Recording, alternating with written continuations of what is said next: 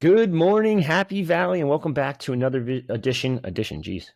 early morning today for me, edition of the Good Morning Happy Valley podcast on the Happy Valley Insider website, happyvalleyinsider.com, aka pennstate.rivals.com.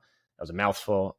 Joined once again by Dylan Callaghan-Croley. Dylan, it's been a little bit since I've talked to you. We had a lot of wrestling content, but we're back to football, even though it's a bye week. Yeah, back to football. It is a bye week, which is a little bit of a quiet week here in Happy Valley. We still had practice yesterday, got some things to go over there. But yeah, it's a nice little breather here as we hit the midway mark, basically. And then because from here on out, it's Penn State's got a little bit of a tough schedule. Obviously, it has UMass next week, which should be a bit of an easy win. But Ohio State, Maryland, Michigan, all in the next 7 games for Penn State. So that should be an interesting next month and a half.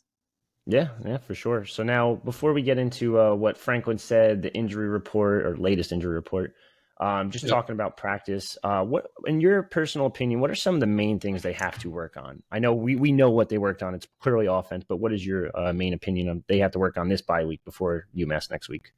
Yeah, I think what they really have to work on here is just finding those explosive plays. We talked about it in a text conversation yesterday. Penn State is tied for second to last in the country this season in plays of 20 yards or more. They have just 12 on the season. That's not going to cut it against the likes of Michigan, Ohio State, and even Maryland. This Maryland team, I keep telling people, do not overlook. This is a decently good, not even decently good. This is a very much improved Maryland team from the last few years, and I think this is a team that can definitely give any of the top 3 in the Big Ten East a game any given week. So Penn State's going to need those explosive plays to start being hit upon over the next few weeks. They've been working on that in practice. We heard Mike Gersich kind of mention a somewhat, I wouldn't say concern, but acknowledge that has to be something that gets going. So I definitely think the explosive plays are something that we will have to watch closely against UMass, and then of course against Ohio State. Of course. So now that moving on, let's talk about the injury report. Last weekend we saw JB Nelson go down, but before the season we saw Landon Tangwell medically retire. It seems like that guard spot is kind of just cursed at this point. Do we have an update on JB Nelson? JB Nelson was not seen, at least in the media portion of practice on Saturday. What we do know is James Franklin gave his typical, I'm not going to discuss injuries unless they're season ending. So as of right now, we know that JB Nelson is not out for the season. But, last year we saw, about a year ago, a little less than a year ago, we saw Olu Fashanu go down with a foot injury, and he would never play again last season. So we'll see what happens with JB Nelson the rest of the way this season. But as of right now, it sounds like they expect him to return at some point. Whether that is against UMass or against Ohio State in 2 weeks remains to be seen. But as of right now, it's not bad news, but there's not good news on that front either right now. Of course. And I'm assuming the safe assumption is just Vega is going to step up and just be that guard spot for now? I think that's a pretty safe assumption. He's been solid when he's been on the field this year, and they're going to have, if JB is out against Ohio State, they'll need Vega to step up into that spot and deliver a very strong performance. Yeah, my big question mark is kind of, obviously Vega's young, he's still learning, but he did seem pretty good so far this season. But my big question mark is what happens, knock on wood, God forbid, who's the backup? Yeah. If Vega goes down, Penn State is in a very tough situation about where they're going to go at that guard position. Beyond that, because they have some solid depth there, but after that, it really is a question mark. Do you slide Nick Dawkins out to guard? Are you willing to trust somebody like an Anthony Donka at the guard spot as a true freshman? There's a lot of questions there. My other option, and I always thought, maybe could you slide Norzan? I know he's been great at center, but do you slide him back to guard? I feel like there's a couple different options there. Yeah, if something would happen to Vega, I definitely think you could slide Norzad out to guard and then put Hmm. Nick Dawkins at the center position. You have walk on Addison Penn as well, who started Hmm. some games at Duke as a center as well. So I mean, there's some options at center if you had to move Norzad to guard, which depending on how they feel, I think is would be a possibility if there was another injury, whether that be to Vega or Sal Wormley. Yeah, definitely not an ideal situation, but Vega is a pretty good backup, so I don't think we'll be too worried there. Other injuries, we saw Katron Allen get pretty banged up Yep. in the game. He actually had to walk off and walk to the locker room at one point. I don't believe no, he didn't come back, No. but he was in practice yesterday, right? Yeah. Yeah. That was a big one. In the fact that Katron was able to practice yesterday after not playing Mhm. in that second half against Northwestern. We'll see what Penn State does. Do they bring him back slowly? Does he play against UMass next week? They don't need him to play to win that Mhm. game. I think you could play Trey Potts or the two true freshmen and probably win that game and have a good Mhm. run game. But at the same time, Katron Allen and Nick Singleton, you'd love to see those two get it going on the ground, get those Mhm. explosive plays, because Penn State doesn't need just to get those explosive plays through the air. They need to get them on the ground as well. We haven't seen that this year at all yet. So it'll be interesting to see what they do with Allen, but he was practicing on Wednesday. Uh, a full participant, it looked like, during the media time. Awesome. And then last but not least, with Harrison Trey Wallace. Just looking at him, it sounds like he's back too. I know he hasn't played since Delaware. He's been on the injury report each week. Is questionable. Yeah, and he did appear briefly during Iowa, but didn't make any Okay, noticeable impact. But I can yeah, say. obviously he didn't play against Northwestern. He didn't play against Illinois. Hmm. Briefly played, I believe, against Iowa. Like I said, I'm not sure the snap count off Hmm. the top of my head, but it wasn't much. Yeah, he was practicing Wednesday as well. Looked good. Looked, to be moving well. Which, if they can get him back for that Ohio State game, that would be big Hmm. for the Nittany line. So he's a big part Oh, of that wide receiver room, and the passing game has just not been the same without him the last few weeks. hmm. I know. Just looking through some of the clips that we have from practice, it's clear that Yeah, the offense was the big major factor this week. They want to, sure. like you said, the explosive plays over and over again. It's the lack thereof, I guess, at this point.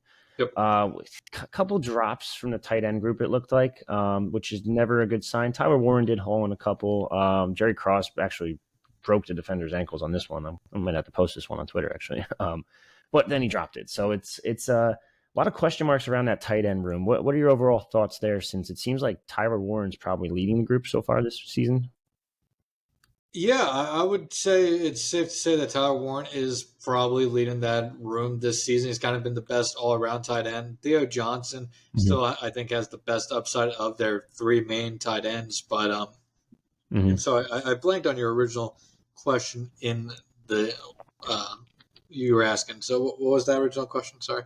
Just basically the offense. We were talking about the Yeah. explosive plays and all that stuff. And do you think they need to get them more involved, or Theo Yeah. specifically, who was Yeah. coming into the year as like tight end one, Sure. and now he's like doing nothing almost? He's a good blocker. Don't get me wrong, but Yeah, no, I definitely think getting the tight ends more involved would only be helpful for Penn State. This is one of the best tight end rooms Mhm. in the country.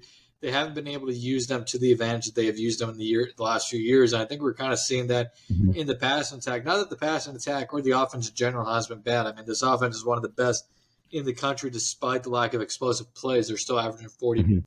points per game. They've scored 30 plus points in 12 or 13 straight games now.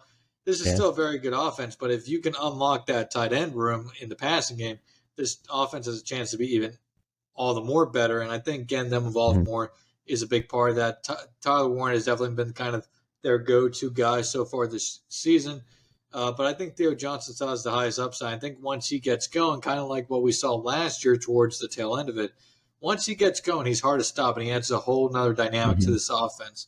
And I wouldn't be surprised if we see a bigger focus on the tight ends in the upcoming weeks. Mhm. I was going to ask you, do you think there's any chance? I know they were super hyped up out of high school. The true freshmen are going to make an impact at all this year, or is it just kind of it's too far down the depth, and there is too much depth? Yeah, I was under the belief that Andrew Rapplier was going to be somebody who maybe we could see get on the Hmm. field as a true freshman. That hasn't happened yet. I'm not sure, unless barring injury, that it will happen this year. Just because Hmm. that depth, I mean, Tyler Warren, Theo Johnson, both starting level tight ends, both guys who could go on to the NFL, have some nice careers. Khalil Dinkins has himself emerged as a quality tight end in that room. And then you have Jerry Mhm. Cross, who hasn't had a big impact, but the coaching staff still likes quite a bit. So at this point, I'd say probably won't see those two freshman tight ends unless the Nittany line suffers some injuries at the position.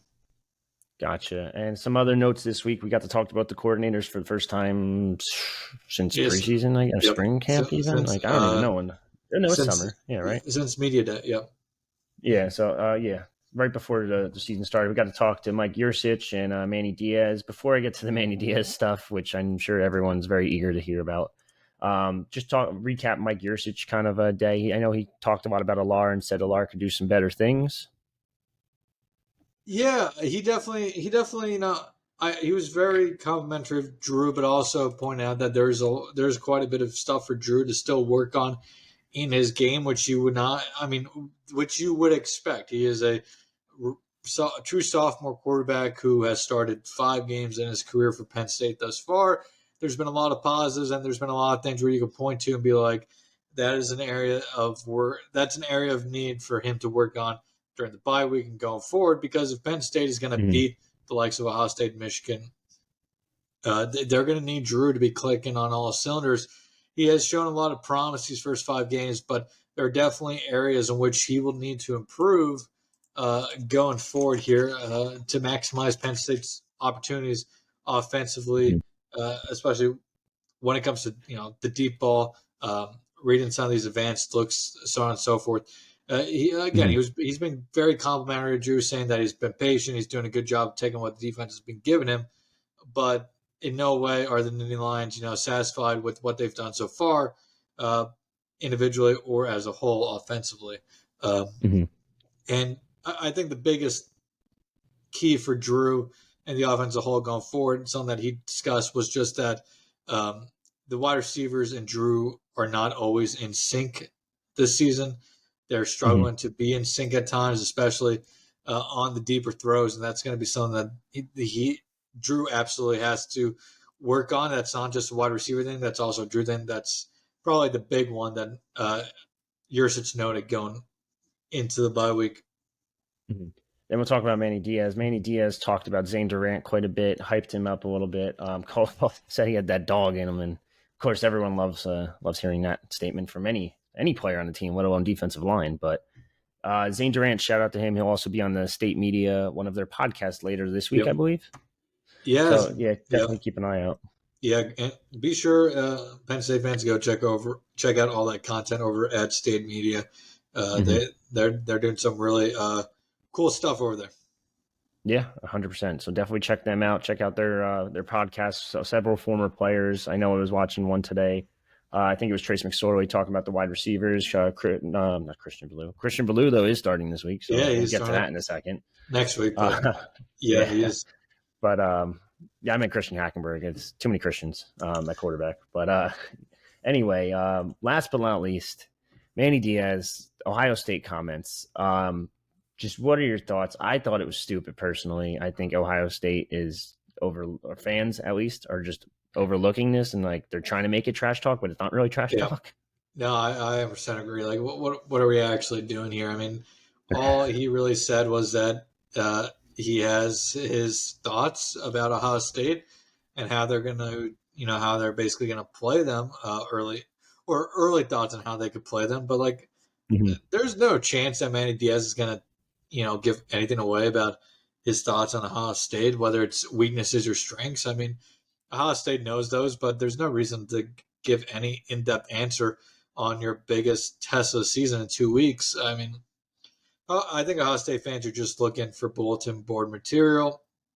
I mean, they probably somewhat feel disrespected that they're only fourth in the country, third in the country after all this. Yeah. But and I think Ohio State fans are kind of hearing, the footsteps per se about how there's a lot of people out there questioning their offense so far Mm-hmm. this season, and Yeah. that offense is going to be tested against arguably the best defense in the entire country in Penn State in 2 weeks. So Mm-hmm.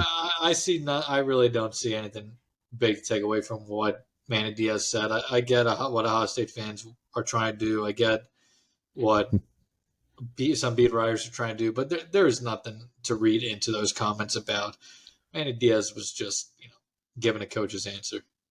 Agreed. Now that to that aspect, I want to kind of not agree but disagree with you. I do agree that I think there's nothing in that response, Sure. but I do want to throw out the fact that like if you're Manny Diaz, I feel like if you get asked an Ohio State question, what 1, 2, 3 weeks before, technically, a little less than 3 weeks at this point, I think you say nope, we're focused on UMass and just end it there. Don't give them anything because obviously they take anything and every little sentence out of context. Or at least the fan base does. It seems like. And we're the media, but I mean, there's a lot of media members who take those type of things out of context all the time. That's why, on national television, we have 4 or 5 morning talk shows that just take quotes out of context and make whole 2-hour shows out of them. So, I mean, I absolutely agree with you on that point as well. It would have been the very James Franklin answer would have been to say we're focused on UMass. I generally just don't think there's really anything that he wasn't trying to diss Ohio State or anything. I mean, no, he was simply just keeping his thoughts to himself. I do have to say though that fan base is something else. 400 something thousand views on that one, and I'm like, oh geez, man, like that is that really that serious over 2 sentences that he didn't even say anything about? Like, Yeah. I don't know. They do tend to overreact quite a bit, and God forbid you use the Buckeye name in vain. That's it. Exactly. So definitely an interesting one, but I guess that's really it's kind of a shorter one today. Any other final thoughts? I know we just said the Christian Valu thing, so that'd be interesting to watch. Yeah, I mean, for those that didn't know, Christian Vayu is going to be the starting. Sounds like he's going to be the starting quarterback for the Pitt Panthers next week when they face Boston College, which is a little bit funny since Phil Jurkovich, who was Pitt's starting quarterback this year, transferred to Pitt from Boston College. So that would have been not cool. That would have been a revenge story there. But yeah, after a couple poor performances out of Phil, it looks like Christian's going to get the start for Pitt next week against Boston College, which I made a comment on Twitter saying I'm sure Penn State fans will have a field day with Christian starting for Pitt next week. And I feel like some people kind of took that also out of context. I'm not trying to talk, shit on Christian. Christian's a great kid, a very good quarterback in his own right. It's more so I'm sure Penn State fans are going to enjoy that Pat Narduzzi had to bench his, star transfer just 2 years ago for a Penn State transfer. I know Narduzzi doesn't care about that. Narduzzi only cares about winning, but I'm sure there are Penn State fans out there who are going to get a nice chuckle out of the Penn State quarterback transfer having to come save the day for Pitt. Yeah, and we'll see how he does. I know the last Penn State transfer obviously did pretty well, although he's not doing much of anything in the NFL, which I think we all kind of predicted a little bit. But besides the point, so if you are bored, Pittsburgh does play at 6:30. Gross. What the hell? 6:30 on Saturday against number 25 Louisville. It's at Pitt. Sounds like Christian Vayu's going to be the starter. So keep an eye on that if you're bored and you want to watch something Penn State related. If not, just watch the Big Ten. Also, I mean, maybe don't watch the Big Ten. You don't have to put yourself through that again. But maybe Ohio State, big game this week against. I want to point out they're playing Maryland this week, correct? Yeah, Ohio State, Maryland this week. Ohio State's a 20.5 point favorite. A little much for my liking. I think. I think there's still questions about this Maryland team in the trenches, but I think that offense can score on a lot of defenses, and we just don't know what this Ohio State offense is. If this gets into a shootout, I mean, I'm sure Ohio State can still put up 40, 50 points with ease, but it's just one of those things. Like, we haven't really seen this Ohio State offense click on multiple weeks just yet. They had one big game that was against Western Kentucky. Yeah, so we'll see what they can do this weekend, because I do think they'll give them a run for their money. I'm not sure how much of a run that will be, but what'd you say, 25.5? 20.5 is what I saw. 20.5. That's a lot. That's a lot of points. I don't like that at all whatsoever. Both teams are undefeated, but so that's going to be an interesting one at noon. Like I said before, there's an interesting game in Pitt Saturday night, 6:30 with Penn State. Revelations, I guess, if you want to call it that. I don't really know. it's a bye week. There's not really much to do on a bye week other than watch college football on Saturday. So other than that, I think that's really all we got. Is there anything new recruiting going on before we sign off? New on the recruiting trail. I'm that's good. That's a Not good not question. not It's been really. pretty quiet since the commitments there. Mm-hmm. It's been pretty quiet. Penn State, still trying to flip some 2024 guys. Of course. They're out visiting recruits today, and they'll be out watching recruits tomorrow as well. I'm sure. Mm-hmm. Nothing really new that we can share publicly, but always be sure to subscribe over at Happy Valley Insider, Of course. PennStateRivals.com to Mm-hmm. get all the latest recruiting information over there as well. Yeah, definitely keep an eye out for that. I'm sure we'll have more. We'll probably have some Nitbeats piece coming up. I'm working on some kind of 2025 recruiting class piece. You guys will be probably pretty cool and pretty interested in that one. Other than that, I feel like Jalen Harvey's probably the only one to keep an eye on, at least for this month in general, because it Yeah, does seem like he might commit this month, right? yeah. This may finally be the month for Jalen Harvey, so that will be one to watch About time. going forward. We'll see if it actually happens. But Penn State got the last visit for the whiteout, so we'll see what happens going forward. We'll see if he makes any trips to Maryland this week. I'm sure they'll try to get him Mm-hmm. on campus probably this weekend for that Ohio State game is in Maryland, correct?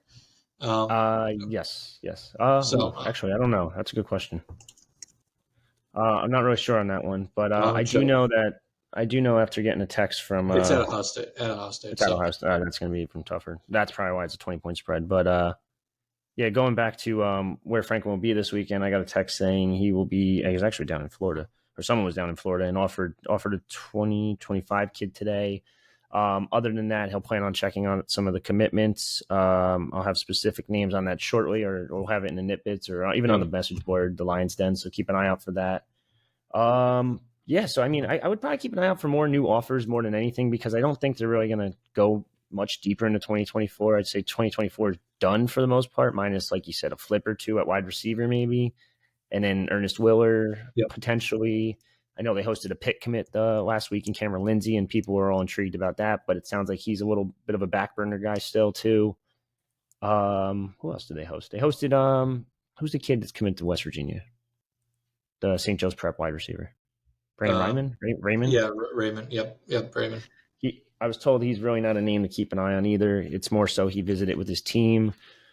St. Joe's Prep, who, I mean, anytime they want to come to campus, you just say, here's your tickets, here's your sideline pass, whatever you want. Like, it's yours. I'd like to see them get more involved with St. Joe's Prep. I know it's tough because, number one, half those kids aren't from Pennsylvania. But it's just kind of recruiting at this point. And number two, like, it's just tough to get in. Once you get involved with them, I think they'll get better recruiting ties and recruiting like a pipeline almost type thing going. But for now, it seems like a whole lot of nothing at St. Joe's Prep, which kind of sucks.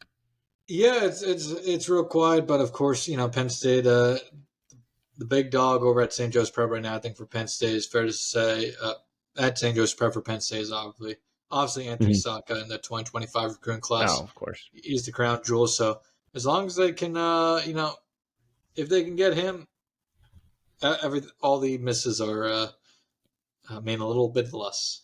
Yeah, I know everyone's talked about it, and hell, everyone on our board, that's all they talk about right now. But I want to get your thoughts on this, and tell me if I'm wrong.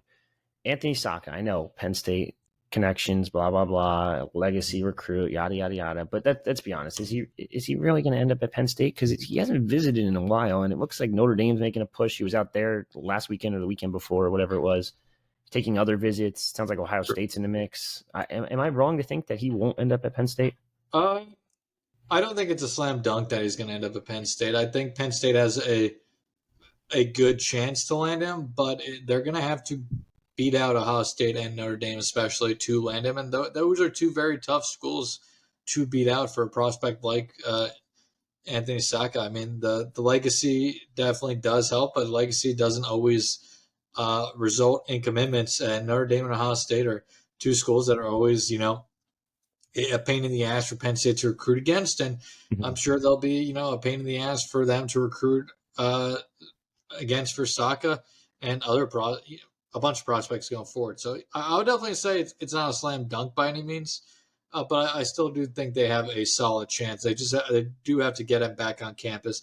But I've always gotten the sense he's going to be a kid who takes his time, gets around and sees everywhere. He's been to Penn State 3 or 4 times now, if I remember correctly. It has been a while since his last time, but as a Penn State legacy, this is a kid who, everything he needs to know about Penn State, he already knows about. Mm-hmm. Is there any extra added besides just getting him on campus? Is there any extra value from his aspect, I guess you could say, to get in on campus routinely? Mm-hmm. That's, I guess, the one thing that's up for debate. But I mean, if he doesn't get on campus anytime in the next few months, going into the off season, January, March, whatever, then there's a little bit of a concern. But I think as of right now, Penn State fans shouldn't be, overly concerned. But yeah, like I said, by no means is this going to be a slam dunk recruitment. And last but not least, final note I actually just got from our Midwest analyst, Quint Cosgrove. He just said he talked to Ryan Montgomery, 2025 quarterback Ryan Montgomery, brother Luke Montgomery, Ohio State commit, yada, yada, yada. Yeah. Ohio State has a quarterback, though, commit in 2025, so it sounds like Penn State's going to make a push here. St. Clair. Yeah, Montgomery is definitely a quarterback to watch in 2025, along with Malik Washington, who we've talked about a lot. Washington is going to be an interesting recruitment. Penn State we hear a lot about early on, but it reminds me a lot of Michael Van Buren in the 2024 recruitment cycle. We heard a lot about Van Buren early on in that recruitment we heard a lot about Penn State in Van Buren's recruitment early on as well. And of course, he ended up committing to Oregon. So if Washington would end up going elsewhere, I definitely would, target Ryan Montgomery as one of those guys who could be the quarterback for Penn State in the 2024 recruiting cycle. And the big note here, the caveat is, who does Ryan Montgomery work with? Brad Mandelar. Who does Brad Mandelar work with? Drew Allar, and Ethan Grunkmeyer. So that is something to watch. But yeah, we'll see what happens to Montgomery. He's a guy who has visits to South Carolina, Auburn coming up, but definitely think Penn State will have a chance in that recruitment as well. Yeah, I'm also told he will be at Penn State on November. Which one's the November game 11th for Michigan? November 11th for the Michigan game. So he'll be on campus for that. Penn State will be there later this week, as will Auburn and South Carolina. So definitely keep an eye out on that. We'll probably have some more scoop on Montgomery later in the week. And, it's already Thursday. So we'll probably on the weekend, I would say. Yeah. And I will say with Montgomery, you look at the other schools that he's visited a lot in his recruitment, and obviously visits are not always, most visits do not always equal commitment. Penn State fans know that well. But Ohio State, he's been to a ton. They have a quarterback commitment. Michigan will be interesting if they would miss on Bryce Underwood, but right now I would say Bryce Underwood is Michigan's the favorite to land Bryce Underwood. Kentucky has a 2025 quarterback commitment in Stone Saunders already. And the only other school that he's visited, there are only 2 other schools he's visited multiple times, is Clemson and Georgia. Doesn't have an offer from Clemson yet. And Georgia could always be a factor, but we'll see what happens with them. They obviously are targeting quite a few quarterbacks in that class. But the way other recruitments are breaking down for Penn, the way other recruitments are going are playing in Penn State's favor with Montgomery if they do choose to push that way. Yeah, of course. So I guess that's really all we have to talk about. I know schedule should be released any minute now. So, all right. And the Big Ten schedule just got released for 2024, 2025, 2026, 2027, and 2028. Great timing. Yeah, I'm just going to say big mistake there because that conference realignment stuff is not going to stop. And it's just going to get scrapped again. And all this work for nothing, it seems like. But we do have the schedule out for the Big Ten home and away games for Penn State over the next couple of years. And we kind of have Penn State's entire schedule for the most part. Not dates technically, but we do have their schedule for out-of-conference stuff. Looking at the out-of-conference things, I don't see any of them being the whiteout. So I'm just going to go with it one year by year, and you're going to pick the whiteout game. So let's just start with it. 2024. West Virginia, Bowling Green, Kent State. Safe assumption, no, and look at that, no. Oh no, man, Bowling Green. They just beat Georgia Tech. They did, and they did take Michigan to what was it, 7-10 at half? Yeah, Something like that, 7-14. I forget what it was, but yeah, maybe maybe the Falcons are the whiteout, but probably not. yeah, probably not. Probably not. So among those 5 Big Ten home games for Penn State in 2024, who are we looking at out of Illinois, Maryland, Ohio State, UCLA, and Washington? I know I keep cutting you off. I'm sorry. No, you're good. I'm bringing up the list here just because I'm gonna forget it. So give me 1 second here. No, 2024. All right. So Illinois, Maryland, Ohio State, UCLA, Washington. It's a tough one. It is a tough one because Ohio State. You see Ohio State on the schedule as a home game. You got to think that is the whiteout. Ideal. But it's Fox. It's big noon Saturdays. Gonna have to go this one being a noon kick. So let's go Washington. Oh man, this is tough because I don't know. Yeah, give me Washington. Let's go Washington. Okay. I think that screams like an NBC 7:30 kickoff. Yeah, I mean, ideally you do it at night. Number one. Number two, I just don't know how good Washington's going to be next year without Michael Penix. That's the big question mark. Yeah, if you get them early enough, I guess they're still ranked probably, and it's like, Yeah, that's the hard part. Depending on how this breaks out, I'd say Washington or Ohio State, but give me Washington just because new blood for the whiteout. That'd be interesting. That'd be an interesting one. Purple clashing off that all whiteout too would be kind of cool. Yeah, so. it would be very cool. Next year, we're looking at Nevada, Villanova. No. Yeah. No. Yeah. No chance. Home games are tough. I feel like there's only really one option here, and it's between Indiana, Nebraska, Northwestern, and Oregon. I don't know. Maybe it's just me, but there's one that screams whiteout compared to the others. Yeah, it has to be Oregon. I can't see them unless Nebraska suddenly turns it around very fast under Matt Rule. I can't see it being them. Indiana won't be good. Northwestern won't be good. It has to be Oregon. That's an easy one. That's a simple one. But then we go to 2026. Marshall, Temple's away, so don't even count that one. Or San Jose State. I don't know, man. San Jose State. You never know. The Spartans, man. Gotta watch them. You never know. 2026 schedule for Big Ten is Minnesota, Purdue, Rutgers, USC, and Wisconsin. So, again, not a great one. No, I think it comes down to if the schedule breaks right, USC or Wisconsin here. But I think you have to welcome the Trojans into Happy Valley with a night kick there in a whiteout. Yeah, that would probably make the most sense just looking at it. Moving on to 2027, Syracuse, Delaware, Temple.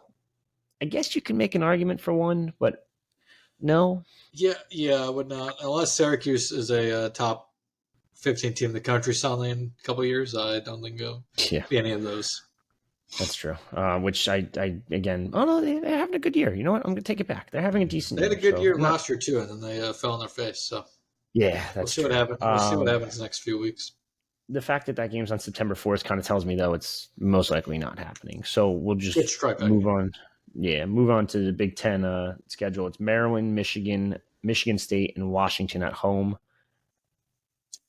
That's a tough one. You know what? That's a tough one. It's a tough one, but give me the Wolverines and that one to be the whiteout. Washington got, by our guesses, Washington could be the whiteout in 2024. Mm-hmm. Michigan, it'll be their first trip to Happy Valley since last year. No, since this year, 2023. This year. Duh. So it'll be a 4 or 5 year gap in between. So give me Michigan coming back to Happy Valley in the whiteout.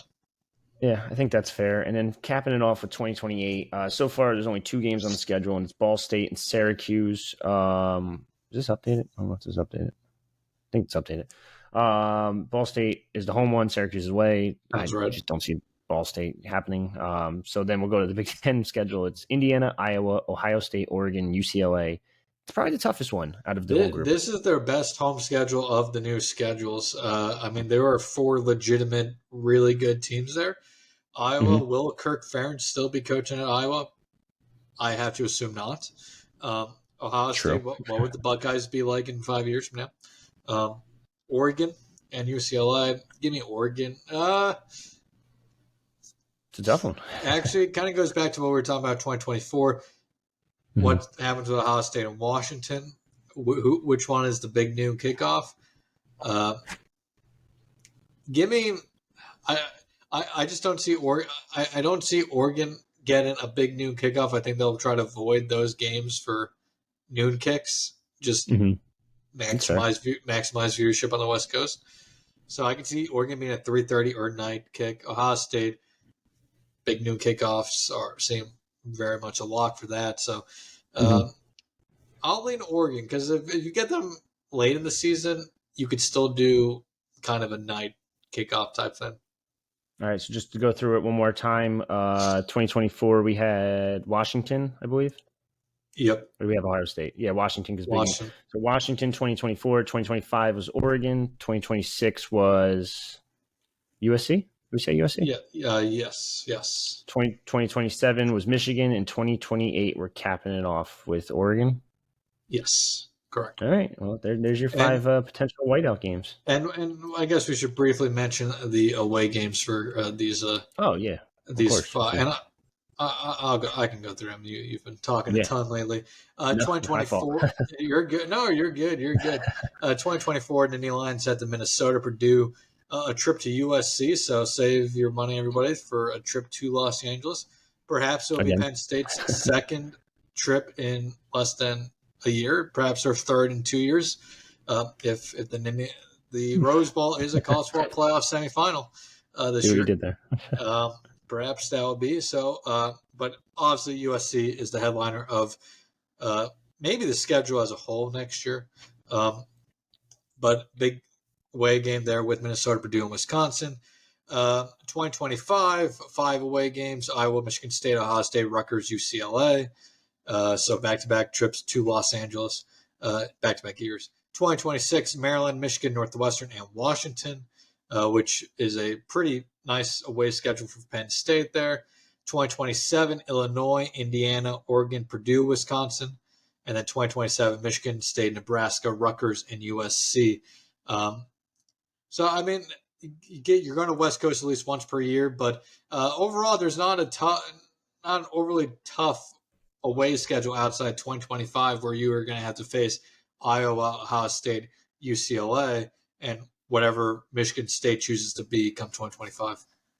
Yeah, it's definitely an interesting schedule, but yeah, so we got our whiteout games, and we'll see where that goes. You guys have any other different predictions? Submit them below. I'm curious to hear what your thoughts are, especially on next year's whiteout, because I think Maryland's good, Ohio State's good, UCLA's pretty decent, Washington's a top what 10 top. Yeah, I think they're definitely top 10 right now. So that's going to be interesting one to watch. So I'm curious what that's going to look like for next year. But the years going forward, it's honestly a true guessing game. Yeah, it'll be interesting to see if these change again. Like you said, there's a good chance they probably do by the time, 2025, 2026, 27, 28 roll around, but we'll see. Have more on that on the website. So check us out at pennstate.rivals.com, happyvalleyinsider.com. If you're on social media, give us a follow on Twitter, Instagram, hell, TikTok, at Penn State Rivals. Other than that, also give us a subscribe button down below. It's free. It's on YouTube. Check us out on YouTube. Subscribe to our YouTube. Just hit the button down below and give us a rate and a follow on here as well. It definitely helps us promote this and get more Penn State content out there. So for me and Dylan, that's another episode of the Good Morning Happy Valley podcast. Signing off.